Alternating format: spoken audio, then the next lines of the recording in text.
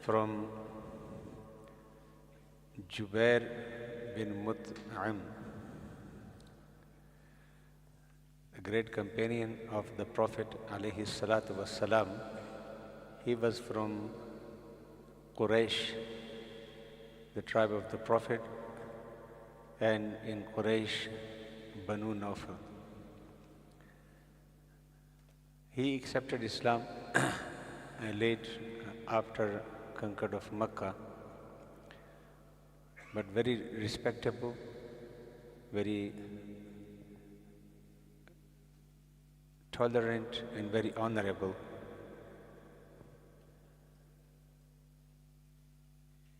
His birth is 580 and departed from this world 679, or in Hijri 59. Mus'ab bin Abdullah says about Jubair bin Muti'm, Kana min hukama'i Quraysh. He was one of the noble, wise, and most tolerant person. Wasadatihim, and he was the leader of the Quraysh. And in lineage, his father is Mut'im, so Jubair bin Mut'im bin Adi bin Nawfil bin Abd Manaf. Abd Manaf, here they gather with the lineage of the Prophet alayhi salatu wasalam. So Abdul Manaf was a grandfather for their tribe and the Prophet alayhi salatu wasalam. So he is well known in Quraysh, and his father was also well known. The quality of his personality and the way he was attributed, وَكَانَ يُخَذُ عِنْدَ النَّسَبِ, yani Ansabul Arab, he was the authority on the genealogy. Nasab jo hota hai, he was the authority of the Arab tribes. So the people, if they want to know the detail of any Arab tribe, so they used to come to Mut'im bin Jubair. But the Mut'im bin Jubair said, my teacher in this genealogy is Abu Bakr Siddiq radiallahu ta'ala. And if you remember, when Hazrat Hassan, the Prophet alayhi salatu wasalam told him that when you are mentioning any tribe and you want to say something about any tribe, especially responding to the Prophet alayhi salatu wasalam, you have to consider Abu Bakr Siddiq, because he is also the Ansabul Arab. He has authority on the lineage of the Arab, so then you will have the right knowledge about the lineage of these people. So he is also was very well known. His father, Mut'im, he was a great personality and very respectable leader and well known. Even in the period of Jahiliyyah, when the Quraysh was against the Prophet alayhi salatu wasalam in Mecca, coming back from Taif, you know the incident of Taif, the way they treated Prophet alayhi salatu wasalam, and it all was the shararat of the Quraysh Makkah as well. So then some mushrikeen and the Quraysh tried to stop Prophet alayhi salatu wasalam from entering Makkah. So they were trying to torture him further, increase the torture of the Prophet alayhi salatu wasalam.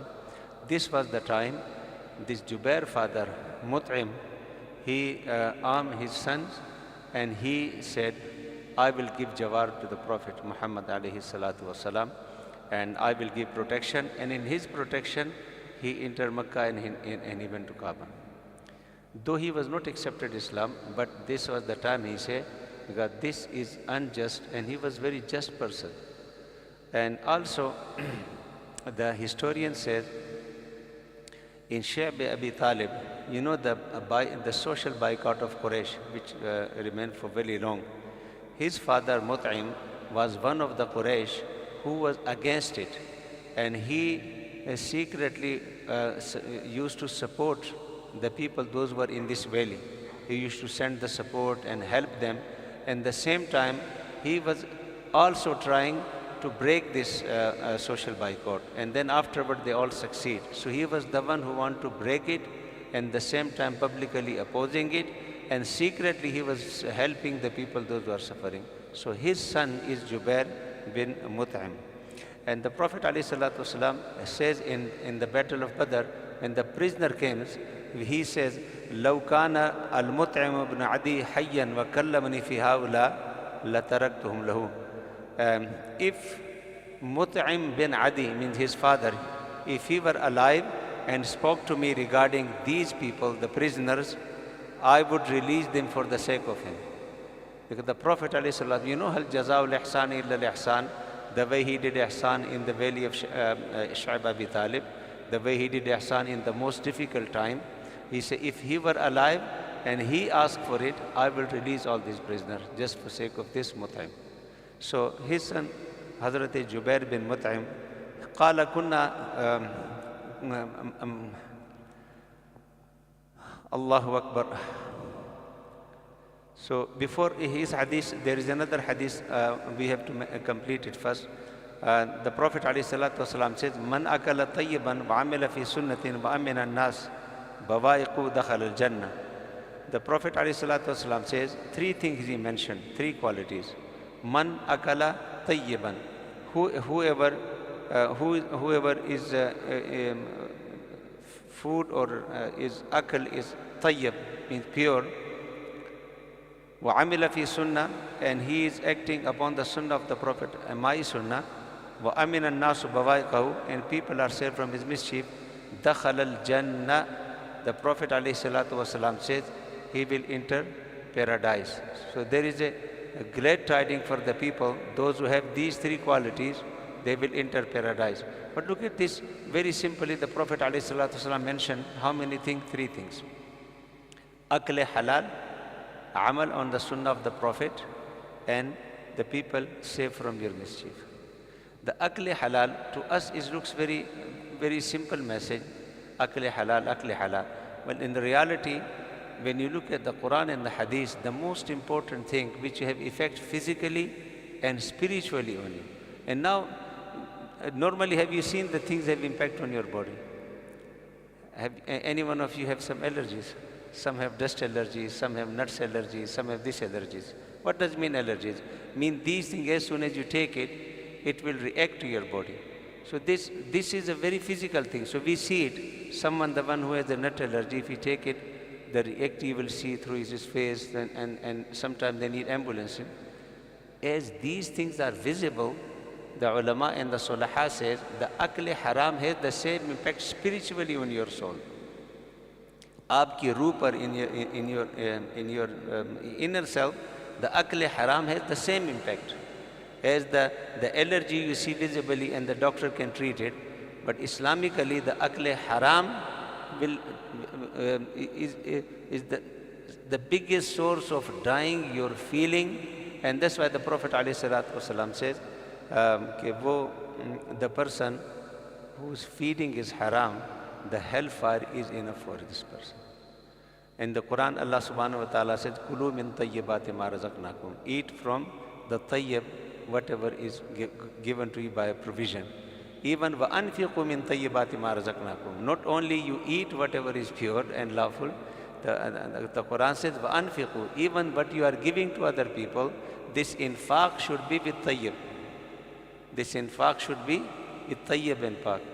And that's why in our areas was very, very famous saying that the daku is very good daku because he is snatching from the people, giving it to this one. Chori karta hai, usko deta hai, daka dalta hai, usko deta hai.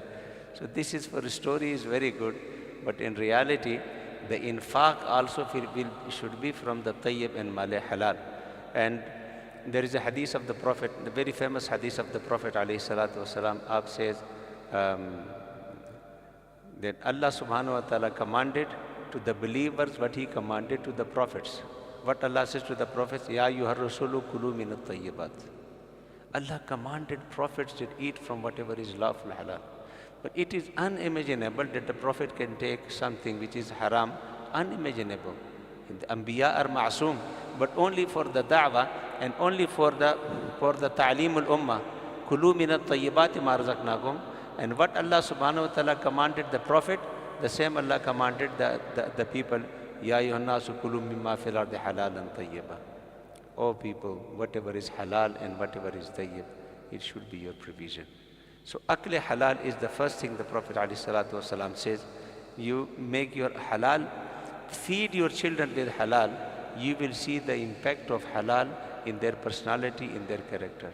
And you see those who are feeding their children with haram, the impact of haram you always see. And the second thing, وَعَمِلَ فِي sunnah, and the one who act upon the sunnah of the Prophet ﷺ. Yes, your social life, your private life, your family life, your dealing with others, all is very comprehensive. عَمِلَ فِي sunnah. When we say لَقَدْ كَانَ لَكُمْ فِي رَسُولِ اللَّهِ أُسْوَةٌ حَسَنَةٌ, and we believe in it, that there is a guideline for you in the life of the Prophet ﷺ. But in which part? Only in masjid or only in religious activities? No. لَقَدْ كَانَ لَكُمْ فِي رَسُولِ اللَّهِ أُسْوَةٌ حَسَنَةٌ in all your life. How to deal with guests, how to deal with parents, how to deal with children, how to deal with your family, how to deal with your boss, how to deal as a worker, how to deal as a ajir, how as a ajir, with every aspect of life. وَعَمِلَ فِي sunnah. If you live your life on the guidance of the Prophet ﷺ, and the third thing is specified, it is part of sunnah, but it is more emphasized, mentioned, وَأَمِنَ النَّاسُ بَوَائِقَهُ. The people are safe from your harm, the people are safe from your mischief. دَخَلَ الْجَنَّةِ. The Prophet ﷺ says, if you have these three qualities, you will enter paradise. Amila sunnah is cover all these things anyway. But this third thing is emphasized sometime, takhsis ba'd al-ta'meem, that you specify something after even mentioning before generally, and now you specifically mention it, and this is amina nasu bawa'iqahu. Don't live in a society when the people are not safe from your mischief. And this safety from your tongue, from your hand, from your action, being a neighbor, being a friend, they should be safe from your mischief. If you have this, dakhal al-jannah, the result and the reward from Allah subhanahu wa ta'ala, in this hadith of the Prophet ﷺ, you will enter paradise. ربنا تقبل منا إنك أنت السميع العليم وتب علينا يا مولانا إنك أنت التواب الرحيم. اللهم علمنا بما ينفعنا وانفعنا بما علمتنا وزدنا علما إنك أنت العليم الحكيم. Ya Allah, these simple hadiths, very common. Give us tawfiq to act upon it, Ya Allah. These are hadiths which is related to our life, which is related to our family life, our day in, day out, every activity related to these. Give us tawfiq to act upon it, Ya Rabbal Alameen. May Allah make the Ramadan, all the ibadat acceptable, Ya Allah. Qiyamana wa siyamana ilah al-alamin wa jami' ibadatina. اللهم اغفر موتانا واشف مرضانا يا رب العالمين برحمتك يا ارحم